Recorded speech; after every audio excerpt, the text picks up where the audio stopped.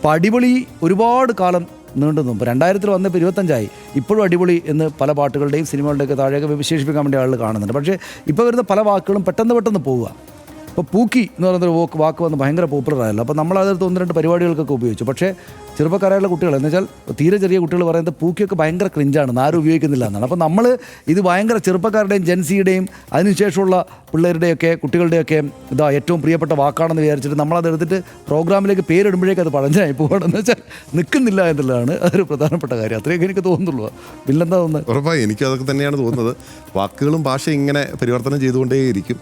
ഈ പറയുന്ന പോലെ ഇനിയിപ്പം നമ്മൾ ഭൗതികമായി ജീവിക്കുന്ന സാഹചര്യങ്ങളിലായിരിക്കില്ല ഭാഷ ഇങ്ങനെ രൂപപ്പെട്ടുകൊണ്ടേയിരിക്കുക. കൂടുതൽ മനുഷ്യർ ഡിജിറ്റലിലാണ് ചെലവഴിച്ചുകൊണ്ടേയിരിക്കുന്നത്. അപ്പോൾ ആ ഒരു മായാലോകത്ത് നിന്നായിരിക്കും കൂടുതൽ വാക്കുകൾ ഉണ്ടായിക്കൊണ്ടേയിരിക്കുക. അപ്പോൾ ഇങ്ങനെ വാക്കുകൾ മാറിക്കൊണ്ടേയിരിക്കും.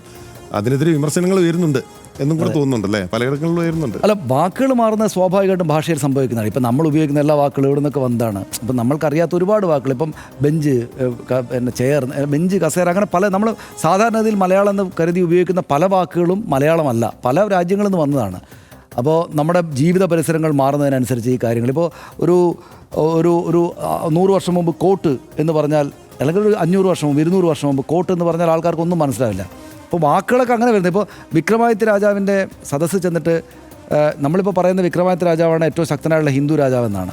അപ്പോൾ വിക്രമാദിത്യ രാജാവിനോട് ചെന്നിട്ട് നമ്മൾ അദ്ദേഹത്തിൻ്റെ രാജധാനിയിൽ പോയിട്ട് നിങ്ങളൊരു ഹിന്ദു രാജാവ് അല്ലേ എന്ന് ചോദിച്ചാൽ മൂപ്പർക്ക് മനസ്സിലാവുന്നതന്നെയല്ല എന്നാണ് പറയുന്നത്. ആ കാലത്ത് ഹിന്ദു എന്നൊരു വാക്കില്ല, മതവും ഇല്ല. മൂപ്പർക്ക് അറിയില്ല മൂപ്പർ ഹിന്ദു രാജാവാണെന്ന്. അപ്പോൾ ഓരോ കാര്യങ്ങളും നമ്മൾ പരിചയിച്ച് നമുക്ക് അറിയുമ്പോഴേ ഈ കാര്യങ്ങൾ ഇതാണ്, ഇത് ജീവിതത്തോട് ചേർന്ന് നിൽക്കുമ്പോഴേ സംഗതിക്ക് അർത്ഥം ഉണ്ടാകുന്നുള്ളൂ എന്നതാണ് എനിക്ക് തോന്നുന്നത്.